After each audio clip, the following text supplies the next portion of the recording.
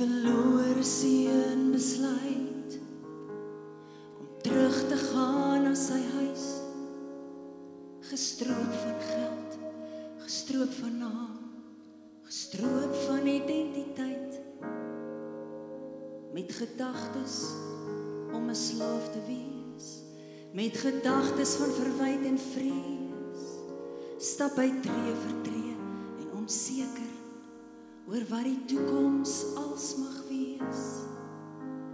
Genade hardloop na hom, dit was niks wat hy verwag.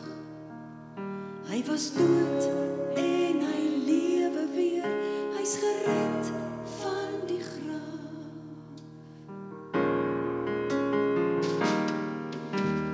Onbeperkte genade, onbeperkte krag, onbeperkte liefde, onbeperkte toekoms wat wag.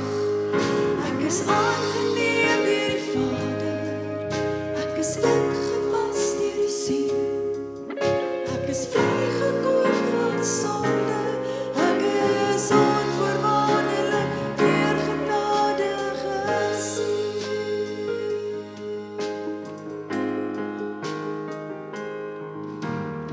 Esther vas vir 3 dae, sy vertrou God vir haar volk, sy is vasberade om na die troon te gaan, ten spyte van protokol, sy berei haarself deur gebed, sy berei haarself deur geloof, kom sy om, dan kom sy om, sy's gebore vir 'n tyd soos dan.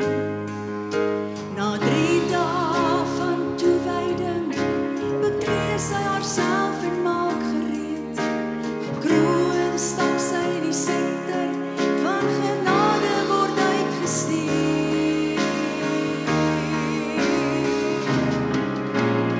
Onbeperkte genade, onbeperkte krag, onbeperkte liefde, onbeperkte toekoms wat wag.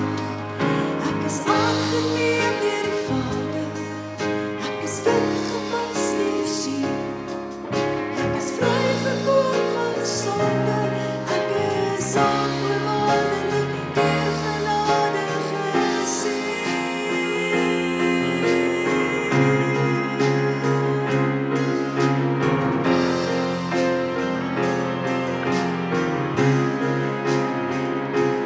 Here, maak my 'n sigbare vertoning van die goedheid.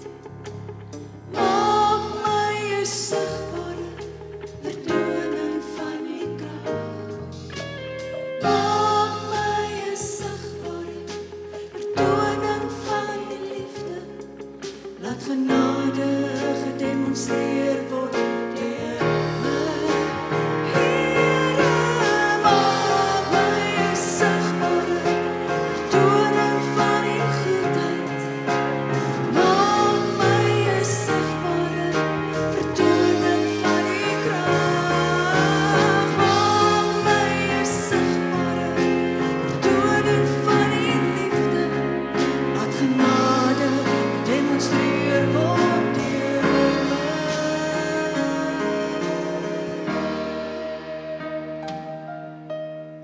Onbeperkte genade, onbeperkte krag, onbeperkte liefde, onbeperkte toekoms wat wag.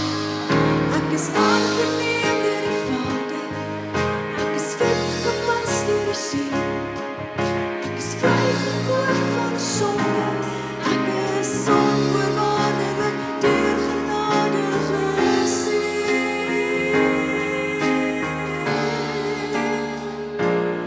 Ek is onvoorwaardelik deur genade gesien.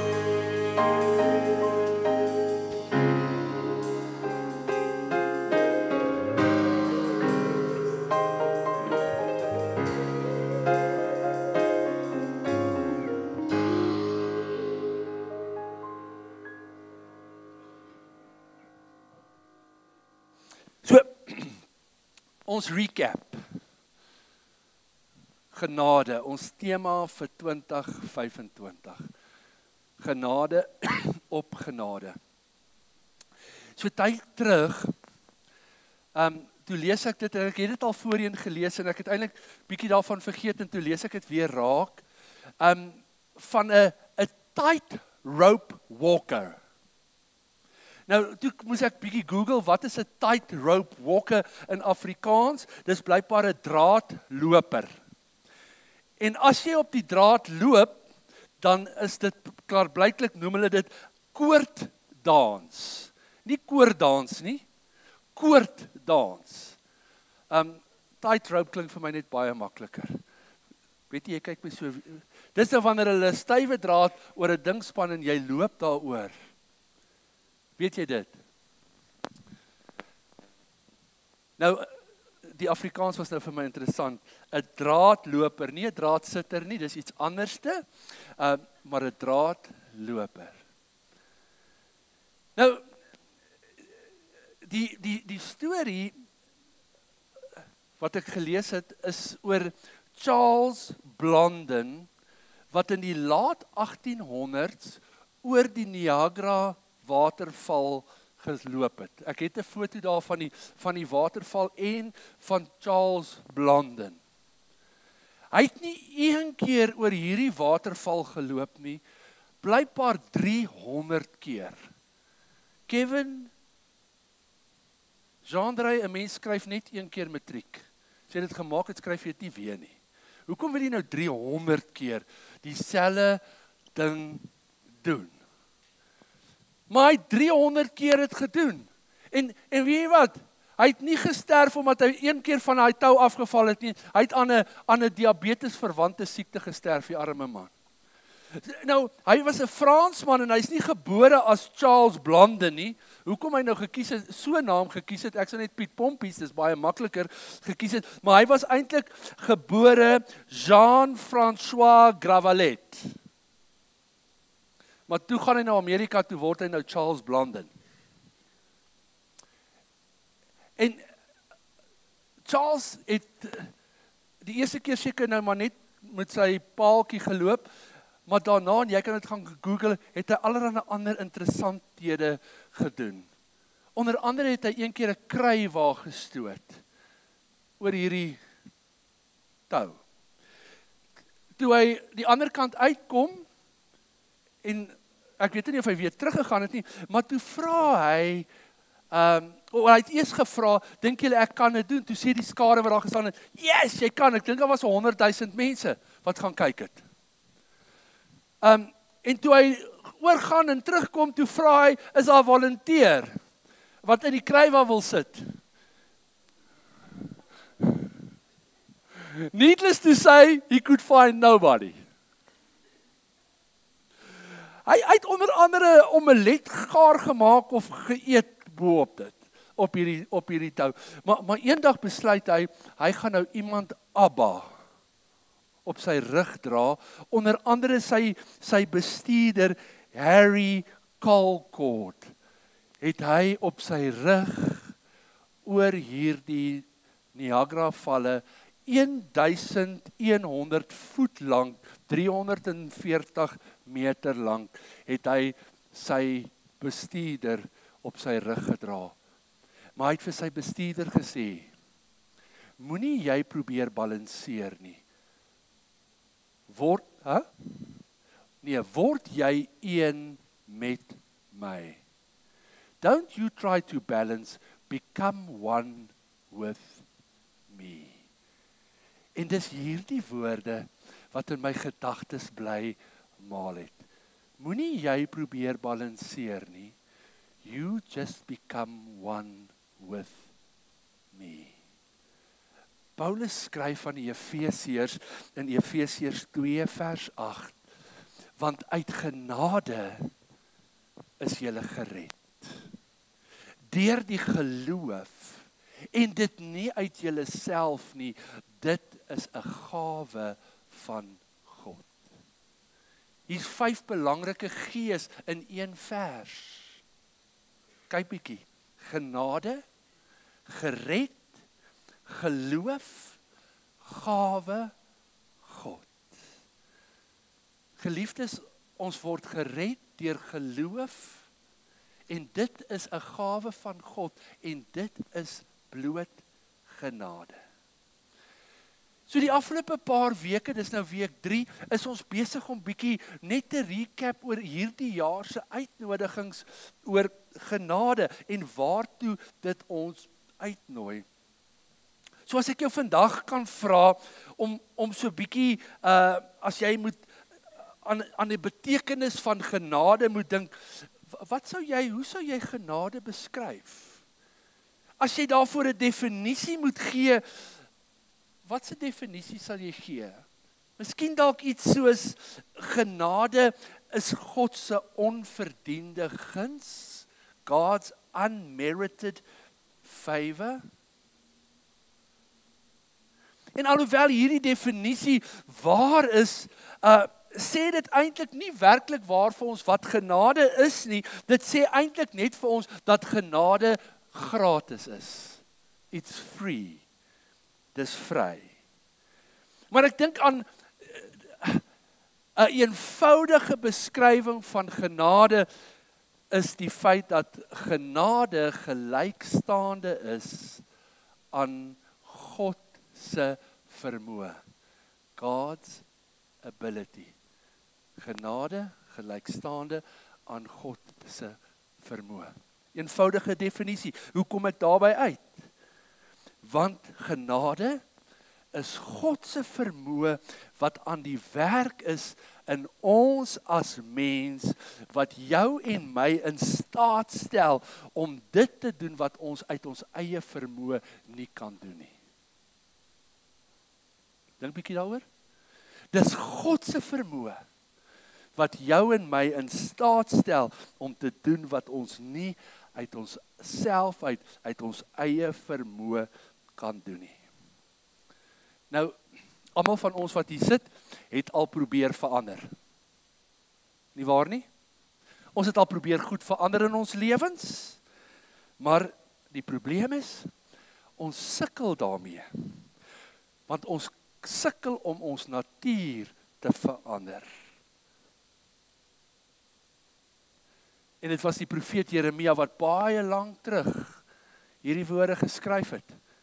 Kan Ethiopiërs die kleur van hulle vel verander?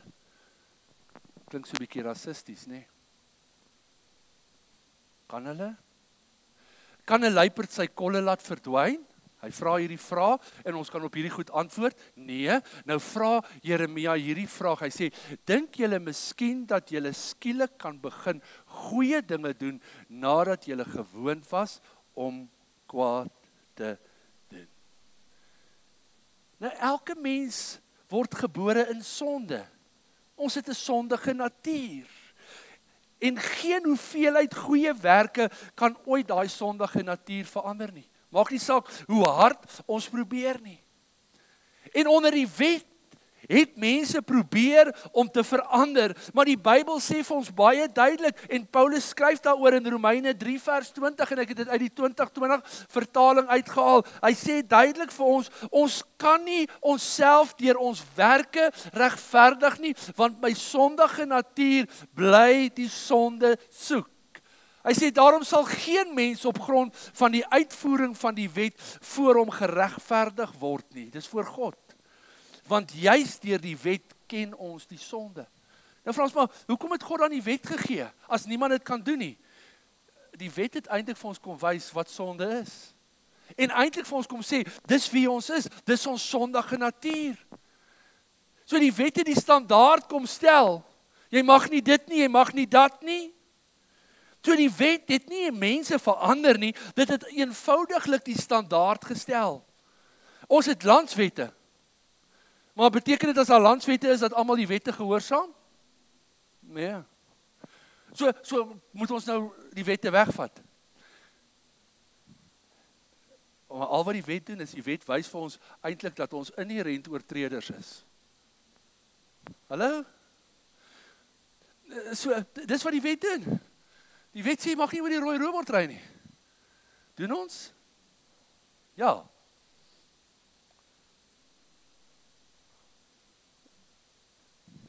God se wet sê, ons mag nie dit doen nie. Doen ons? Ja, want ons is van nature sondig. En nou kom Paulus en dan sê hy sê, die swakheid van die wet is eintlik die sonde. Dit beteken nie die wet is sonde, die wet is swak nie. Romeine 8 vers 3. Hy sê, maar dis weens ons sondige natuur is die wet swak. Want ons kan nie daarby uitkom nie. Ons kan dit nie onderhou nie. Ons try, ons probeer, maar ons weet, dis te vergeefs. Nou, wanneer ons na die Nuwe Testament toe gaan, en veral Paulus, wat oor baie goed geskryf het, hy het 2/3 van die Nuwe Testament geskryf, dan praat hy oor ons vlees. En baie keer dink mense, die vlees is nou daai sondige, menslike, liggaamlike begeertes, maar wanneer Paulus eintlik praat oor die vlees, dan praat hy oor ons menslike vermoë, our ability. Hy sê ons het hierdie vleeslike natuur, hierdie mens, ons vermoë om verkeerd te doen, maar ook ons vermoë waar ons probeer om goed te doen.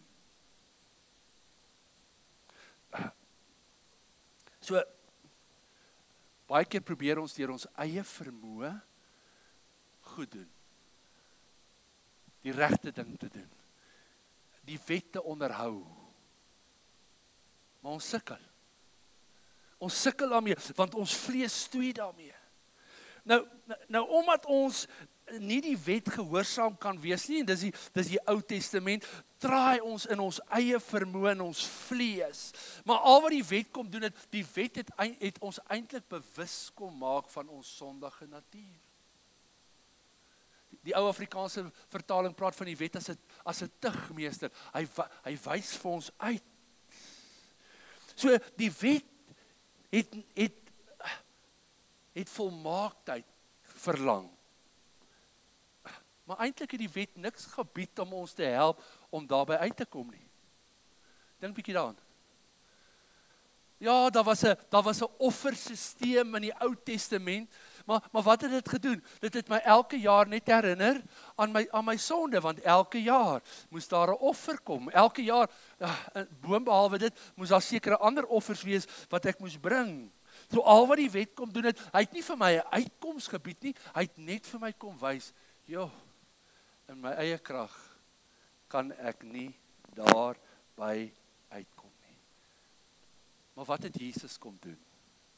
Jesus kom gee vir ons nuwe lewe. En Jesus het nie net vir ons 'n vrypas hemel toe gebring nie. Jesus het vir ons 'n lewe van verandering vir die hier en die nou kom bring.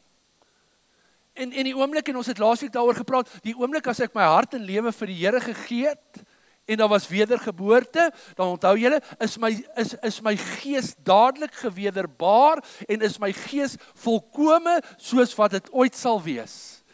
Jy word nie, jou gees word nie as 'n babatjie gewedergebore, en dan moet jou gees opgroei nie. Nee, dis volmaak. Dis volmaak. Maar, ek is nie net gees nie. Ek is ook siel en liggaam. En dis daar waar daai ding inkom. So Jesus kom en hy gee vir ons nuwe lewe.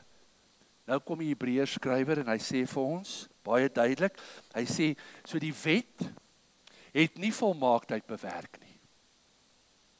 OK? Ek hoef jou nie daaroor te oortuig nie, ons weet dit. Hy sê, aan die ander kant het 'n beter hoop ingetree. Nou bietjie daai woorde, beter hoop, waardeur ons tot God nader. 'n Beter hoop. Die message parafrase van hierdie skrifgedeelte sê, another way, daaronder in groen, Jesus. Ons weet ons, hy is die beter hoop. A way that does work, that brings us right into the presence of God. Is dit nie mooi nie? Daar's 'n beter hoop, want die wet kon nie.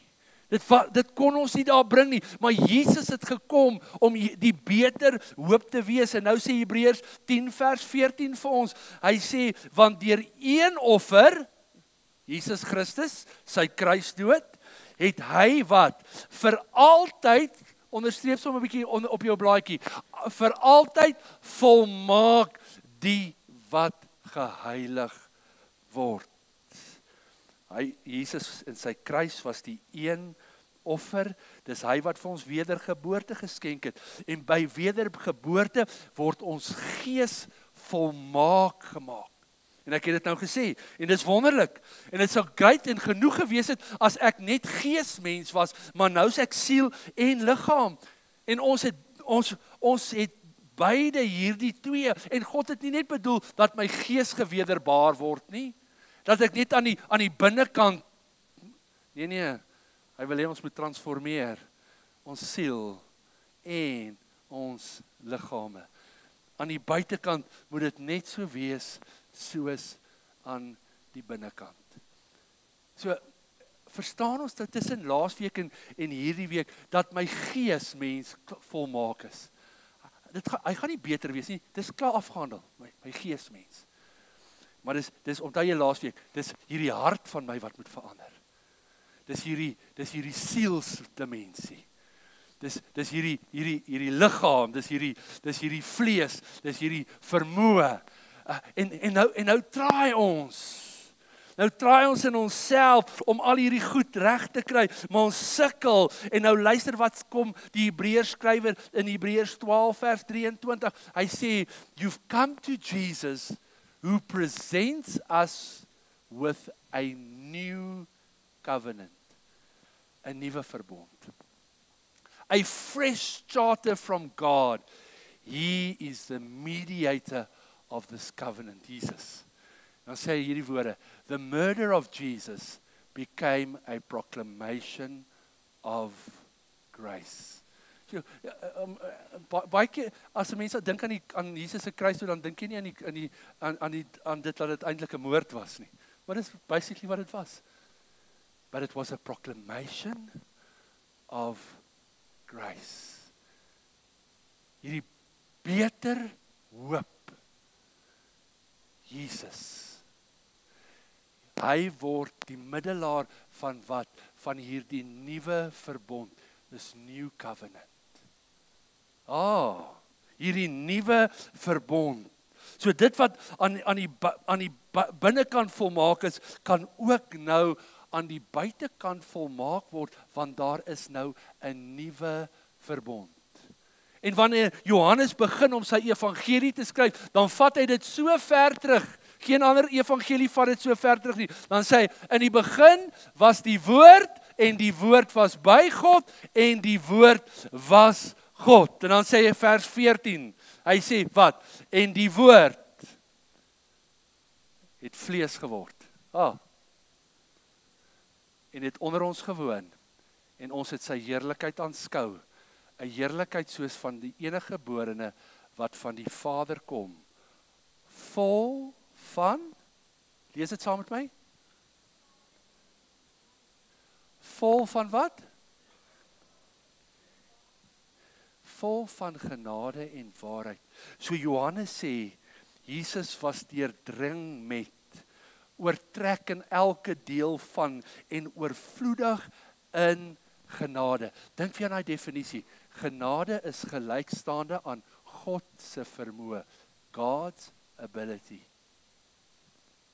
Hoor jy dit vanmôre?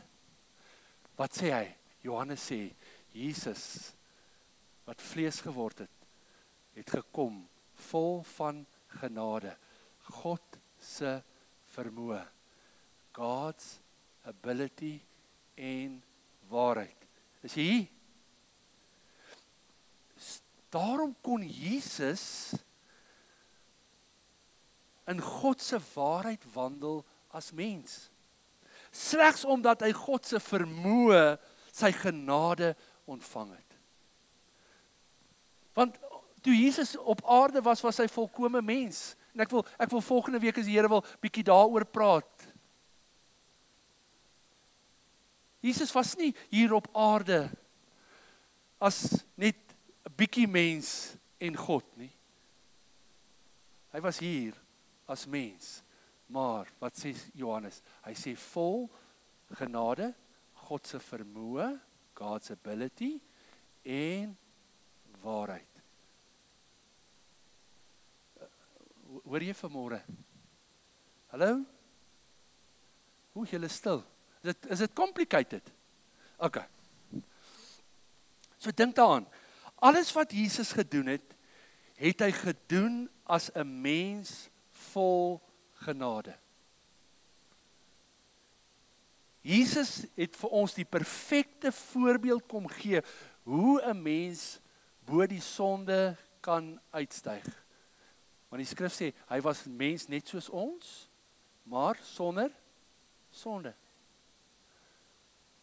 Hoe is dit moontlik?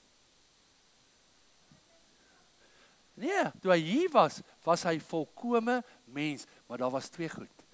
God se vermoë, sy God se genade en die waarheid. So, en alles wat hy gedoen het, het hy gedoen uit God se genade, uit God se vermoë wat deur hom gewerk het. Ek wil hê jy moet dit hoor, want dit is belangrik dat ek en jy dit sal leer oor God se genade, God se vermoë. God se genade, God se vermoë. Nou kan ons sê, ja maar dit was Jesus, maar wat van my? Johannes skryf daaroor, en dis ons kernteks vir hierdie jaar. Uit sy volheid uit, het ons almal ontvang wat? Dubbel genade. God se vermoë, God se vermoë. Sien, dankbaar dat jy dubbel die hoeveelheid God se vermoë tot jou beskikking het. Dis wat hierdie skrif sê. Genade is gelykstaande aan God se vermoë, God's ability. Ons weet nou, en ons hoef nie mekaar te oortuig nie, ons kan nie deur ons eie toedoen, ons eie probeer, ons eie performance, ons eie vlees, ons eie vermoë, kan ons nie oorwin nie. Die wet was daar.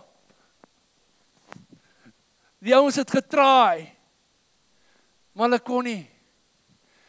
En wat was die wet? Die wet het net klem gelê op die mens se vermoë. En wat het die kerk gedoen? Dit het al hoe moeiliker gemaak. Hierdie godsdienst, jy moet so, jy moet dit, jy mag die, jy mag die doen. Hulle het net 'n klomp goed bygesit wat God nooit bedoel het nie. Dit was die oorlewering van die mens.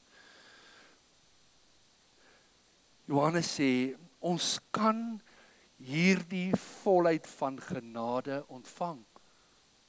Johannes 1 vers 16. Hierdie hele jaar, kyk ons na hierdie skrif, ek wil hê jy moet vanmôre dit hoor, ons kan die volheid van God se genade ontvang, God se vermoë om in ons te werk, daai selfde vermoë wat in Jesus aan die werk was. Want wat het Jesus gesê? Die dinge wat ek doen, sal julle doen en nog groter. Het Jesus ooit iets in sy eie vermoë gedoen? Nee. Hy was in staat, maar wat het hy gesê? Vader, dankie. Hy het baie keer sy oë opgehef. Toe hy die brood en die vis vermeerder het hy eers gebid en vir die Vader gevra, ek doen niks uit my eie uit nie. Ek doen niks. Dis God se vermoë. Dis daai selfde vermoë wat Johannes sê, werk nou in ons in 'n dubbele mate. Genade op genade. Genade op genade. En dis hierdie genade wat die nuwe verbond lewe moontlik maak. Nou Hebreërs 12 vers 23 het gepraat van hierdie nuwe verbond. Hierdie nuwe verbond wat Jesus kom inlei het. Die verbond van genade. So apart van genade, God se vermoë, geliefdes, sal ons, ek en jy aanhou roei en stoei en traai en probeer en loop en val en klim en weer terugsak. Ons sal so aanhou tot en tot. Totdat ons iets verstaan van God se genade, God se vermoë wat in ons is. Dieselfde vermoë wat in Jesus was, wat hom die oorwinning kon gee en gegee het. So, die skrif sê, Jesus het gekom vol genade en waarheid. Maar waarheid was van die begin daar, die wet. So as Jesus net gekom het vol waarheid, was daar nog 'n klomp reëls. Nee? Was daar net nog 'n klomp reëls en sou ons ook nie daarby uitgekom het nie. Nou sê Johannes 1 vers 17, die wet is deur Moses gegee, dis deur God, maar deur Moses, ons weet dit, maar die genade en die waarheid het deur Jesus Christus gekom. Is jy nog hier? So die genade en die waarheid het deur Jesus gekom. Jesus het nie net waarheid gebring nie, want dan sou dit net nog 'n wet gewees het, wat ons as mens nie kon onderhou nie. Toe Jesus na hierdie aarde toe gekom het, het hy nie net waarheid gebring nie, maar hy het ook vir ons, vir jou en my, die vermoë gebring, wat ons na die waarheid toe kan lei. En dis eintlik dit, wat die Ou en die Nuwe Testament, die Ou en die Nuwe Verbond, ek praat nie van die Ou Testamentiese boeke en die Nuwe Testament nie. Die Ou Verbond en die Nuwe Verbond van mekaar skei. Ou Verbond, wet, waarheid. Nuwe Verbond, waarheid en genade. Waarheid en genade. So die Ou Verbond, die eerste verbond, was, wat kan ek doen vir God? Dit gaan oor my. Die Nuwe Verbond is, wat doen God vir my? Is jy dankbaar vir die Nuwe Verbond? Amen. Kan ons net vir die Here lofoffer daarvoor gee? Die Ou Verbond het die mense vereer. Die gewone mense het opgekyk na die Fariseërs en die Sadduseërs, jy weet, want hulle is hierdie grand mense, hulle is hierdie godsdienstige mense, hulle kan vas, hulle kan al hierdie goeders doen, wat ons het nie kan doen nie. Maar die Nuwe Verbond bring eer aan God vir wat hy vir die mens kom vermag en doen het deur Jesus Christus. Maar Jesus het tog gesê in Matteus 5 vers 17, ek het nie gekom om die wet en die profete tot nut te maak nie. Ek het eintlik gekom om dit te vervul. Ek het nie gekom om dit tot nut te maak nie. Ek het dit gekom om dit te vervul. Ek het gekom om genade en waarheid te bring. Ek dink vir 'n oomblik daaroor. Dink aan Jesus se leerstellings. Dink bietjie aan die bergpredikasie en dit. Jesus se standaard was moeiliker as die wet. Dink vir 'n oomblik. Die wet het gesê, as iemand verwag dat jy 1 myl saam met hom loop, dan sê ek, loop 2 myl saam met hom. As iemand jou klap op die wang, draai die ander wang. Jesus het gesê, as jy net na iemand kyk om hulle te begeer,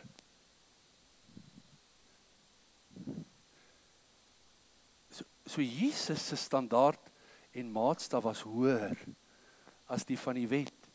Die wet het net gefokus op die performance, die uiterlike. Maar Jesus se leer het gegaan oor die hart, die motief.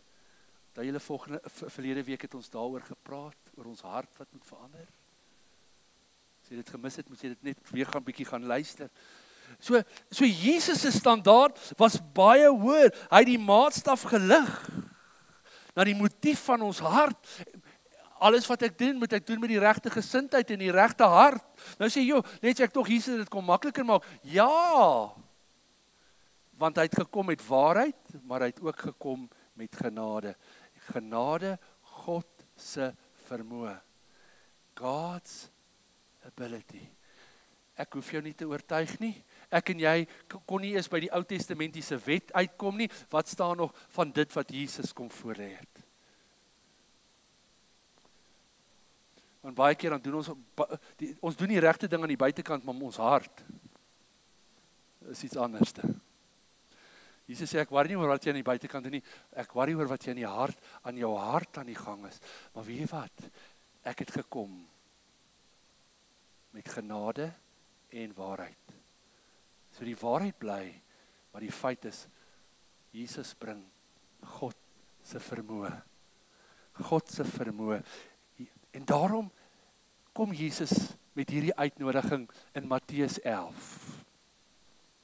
Ons ken dit so goed. Kom na my toe. Ons het laasweek ook daarna gekyk, maar die message sê dit so mooi. Hy sê, are you tired, worn out, and burnt out on religion? En dit is nou nie, ek is nou moeg om kerk toe te gaan nie. Nee, moeg vir die godsdienstige standaard van werke, vlees, performance. Hy sê, so as jy moeg is daarvoor, is die uitnodiging. Want onthou aan wie het Jesus hierdie uitnodiging gerig primêr? Aan die Jode. Ja, hulle het gesukkel, jy weet, hulle moes dit doen, hulle moes doen, die reëls was so lank, jy weet, ons kan nie daarby hou nie, en dan moet ons al hierdie goed waarvoor ons fout doen, moet ons al hierdie offers gee, dit het my bankrot gemaak. As jy moeg is hiervoor, sê Jesus vir hierdie klompie Jode, hy sê, hey, kom, hy sê, come to me, get away with me, and you'll recover your life. I'll show you how to take a real rest. Verlede Sondag, Hebreërs 4. Kom in my rus in. Dit het niks met vakansie te doen nie. Ek weet die meeste van ons sien al uit vir Desember om te rus. Dit het niks met daai vakansie uit te waai nie. Daai rus van, hey,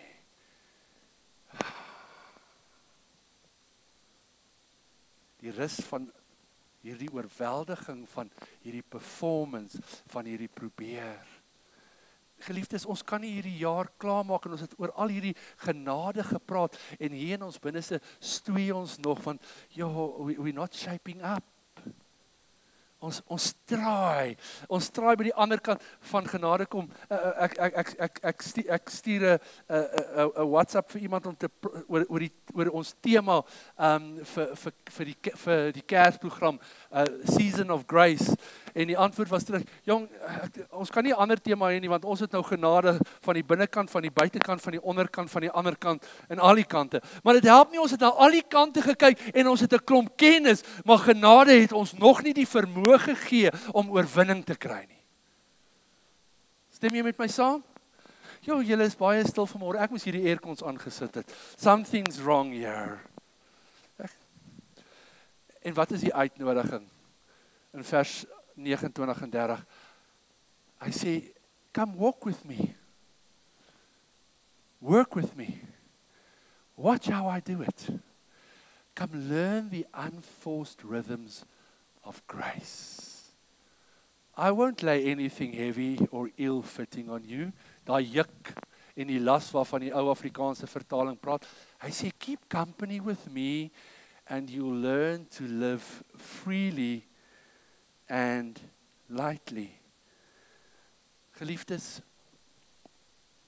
Jesus se juk, as ek die ou vertaling kan gebruik, word maklik en lig as ek hom toelaat om die werk te doen en ek kies net om langs hom te loop. Hy het klaar die werk gedoen. Hy het die werk gedoen aan die kruis. Hallo? Hy het die werk gedoen aan die kruis. Hy het klaar die werk gedoen. Die uitnodiging is, kom loop saam my. Kom loop langs my. Kom kyk. Dink aan die disippels. Gewone mense. Vissermanne. Tollenaars. Kom loop net saam my.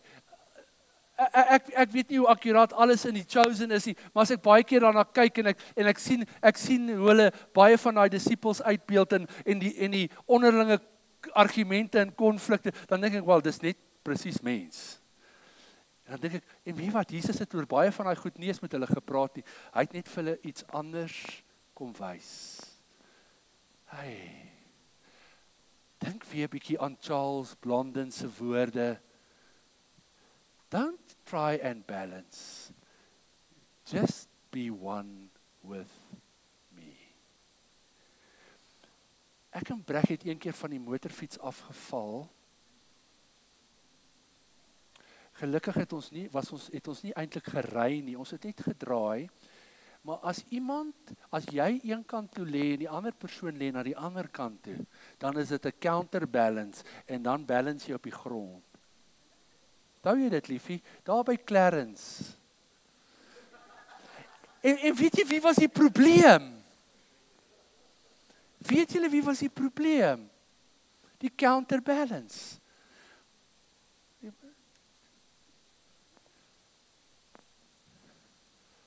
Hoor vanmôre iets. Hoor vanmôre iets van die uitnodiging van genade, God se vermoë. Ons kan dit nie in onsself regkry nie. Jesus het al reeds die prys betaal. Hy nooi ons uit na hierdie nuwe verbond van waarheid en genade. Jesus het niks kom wegvat van die standaard nie. Hy sê, maar weet jy wat? Ek gee vir jou die vermoë. Want daar's genade. Kom stap saam met my. Kom kyk. Don't you try and balance. Just become one with me. Ons stoei, ons roei, ons wonder, ons bekommer. Jesus sê, become one with me.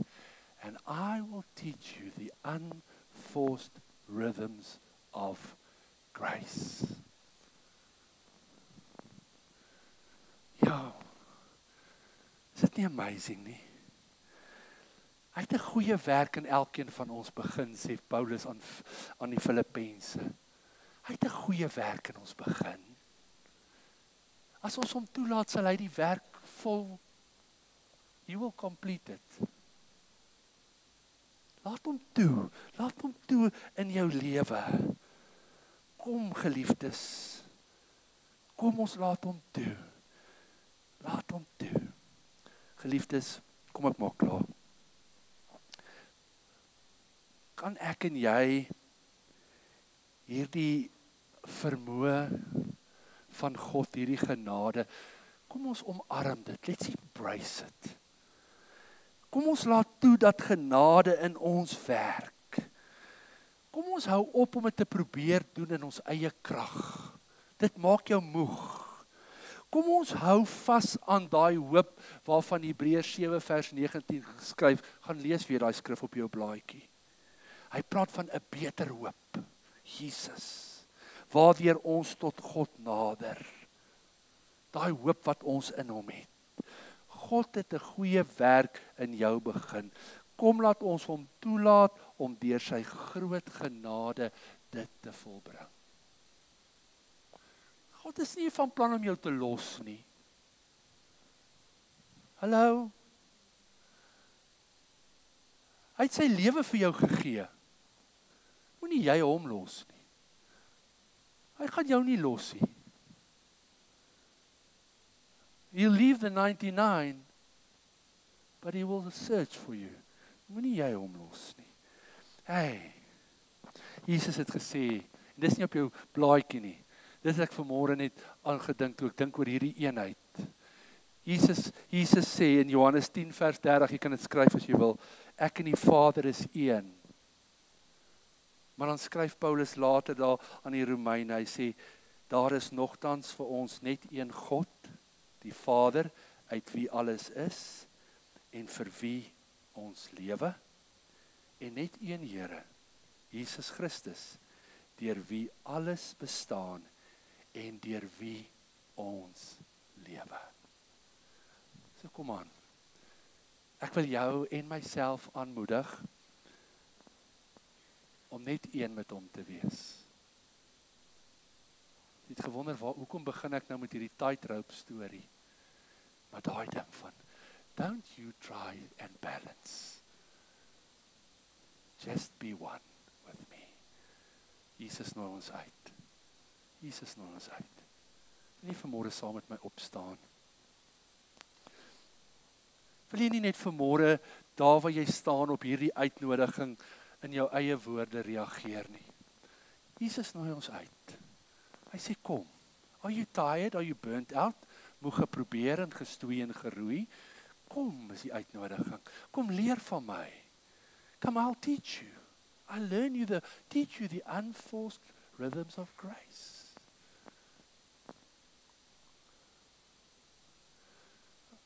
In watter aspek van jou lewe het jy daai genade nodig? Is daar iets in jou lewe waaroor jy sukkel om oorwinning te kry? Kan enigiets wees. Dalk 'n siekte toestand, dalk 'n verknogting, 'n sondige gewoonte, onvergifnis, stuk bitterheid, enigiets. Daai hele draai, daai probeer in my eie krag, my eie vlees, my eie vermoë. Jesus sê kom. Jesus sê kom. Stop trying to balance it. Just be one with me. Is dit nie 'n mooi uitdrukking nie? Don't try and balance it. Just be one with me. Sien net daar waar jy staan vanmôre vir die Here. Here, ek wil net een wees met U. U is my alles. U is my alles. Ek wil net langs U stap. Want as ek langs U stap, dan doen U die werk. En ek en jy word ingetrek in 'n nabye, liefdevolle afhanklikheid van Hom. En dis hierdie afhanklikheid van Hom wat 'n basis vorm van 'n verhouding wat nooit oud of wetties word nie. En omdat ons van Hom afhanklik is, word Hy die bron van ons lewens. Hy word die bron van ons aanbidding. Hy word my denke, my optrede en my gesindheid. Dit alles draai om Hom. Jesus self word die fokus van my lewe hier en van die ewigheid. Here, dankie vir U genade. Dankie dat U 'n genadige God is. Daar's onbeperkte genade. Daar was onbeperkte genade vir die verlore seun, onbeperkte genade vir Rahab, onbeperkte genade vir almal in die Bybel, onbeperkte genade vir Lej, Koos en Jan en Piet en Sunny en Annie, elkeen van ons. Here, dankie vir U vermoë, U genade.